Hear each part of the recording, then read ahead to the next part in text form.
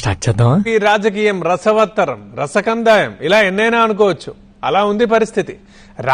First phone మీకే చేస్తాను, వెళ్ళండి. ఎక్కడెక్కడ తింగర్ నా కొడుకులు మనకే తగులుతున్నారు. రాజకీయం అనే కంటే వైఎస్ కుటుంబమే ప్రధానాంశంగా తెర మీదకి వచ్చిన political cinema. Mind blowing and believable రికార్డులు తిరిగేస్తుంది. అమ్మ బాబాయ్, అన్నయ్య జగన్, చెల్లి షర్మిల, మధ్యలో టాలీవుడ్.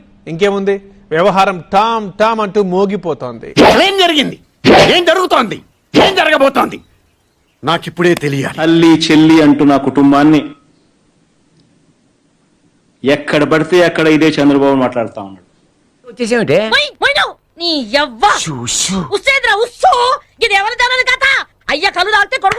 చంద్రబాబు నాయుడు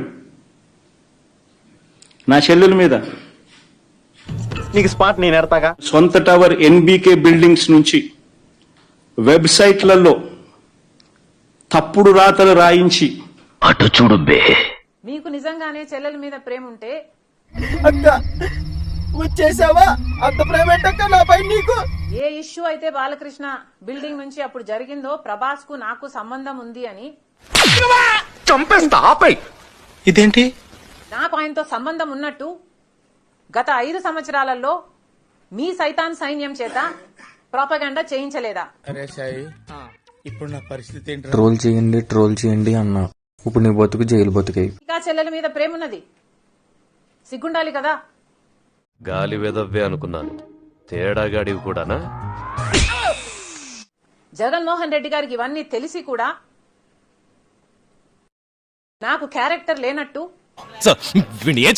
చెప్పు తీసుకొట్టండి సార్. ఆ రోజే నేను ప్రభాస్ అన్న వ్యక్తిని ఇంతవరకు చూడలేదు అని చెప్పాను. ఈ రోజుకి కూడా నాకు ప్రభాస్ అంటే ఎవడో తెలియదు. మీ ఊరి ఓటర్ లిస్ట్ తెప్పించి చూసా. ఈ ఊర్లోకెల్లా ఎదవెవడని ఎంక్వైరీ చేస్తే నువ్వేనని తెలిసింది. ప్రచారం జరిగింది అని మీరు నమ్మింటే, మీకు తెలుసుంటే మరి మీరు 5 సంవత్సరాలు ముఖ్యమంత్రిగా ఉన్నారు కదా.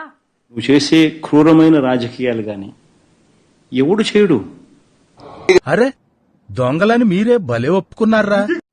ఆ ఇష్యూ జరిగిన తర్వాత 5 సంవత్సరాలు మీరు ముఖ్యమంత్రిగా ఉండి ఏం గాడిదలు కాశారండి?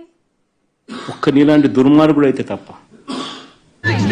బాబు నాన్నే అదమని చెప్పేసుకుంటున్నాడు. ఆయన గురించి ఆయన తెలిసినంత మనకు ఎందుకు ఎంక్వైరీ వేయలేదు బాలకృష్ణ మీద?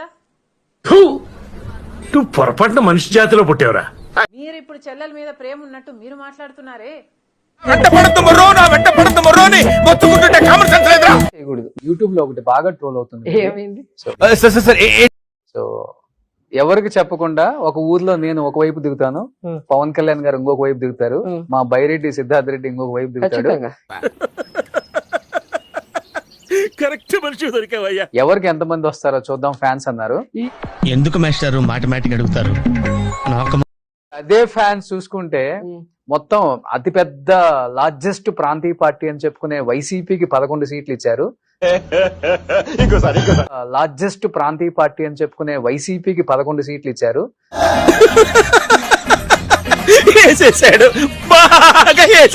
సో 21కి 21 ఇచ్చి జనసేన అంటే ఏంటి, వైసీపీ అంటే ఏంటో చూపించేశారు. మండుతున్నట్టుంది. ఏం చెప్తారు దానికి? ఎవ్వరు చూపించలేదు. ఈ రోజుకి అదే మాట మీద నేను వీడికి ఇంకా తగ్గలా. ఇప్పటికి కూడా ఈ రోజుకి అదే మాట మీద ఉన్నా. పిఠాపురం వెళ్దాం మరి. ఈ రోజు ఏదో వెళ్దాం. నేను ఎవరో తెలుసా?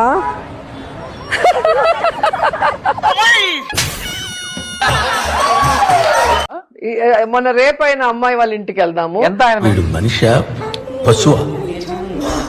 వచ్చిన చోటుకి వెళ్దాం. ఎంతో తెలుసు. ఇప్పుడు అల్లుడు నువ్వు తగ్గొద్దు, నువ్వు వెనకడుకోవద్దు, మ్యాటర్ ఏంటో తెలిపోవాలి. రమ్మని చెప్పు. ఇప్పుడు రమ్మను. మెజారిటీ గురించి కాదు. ఆయన ప్రకాశం ఏం జరుగుతుంది ఇక్కడ? షూటింగ్ మీకు ఆ డౌట్ ఎందుకు వచ్చింది సార్? బుర్రలో కాడికైనా వస్తాయి. చూడటం కాదండి, మీరు చెయ్యాలంతే.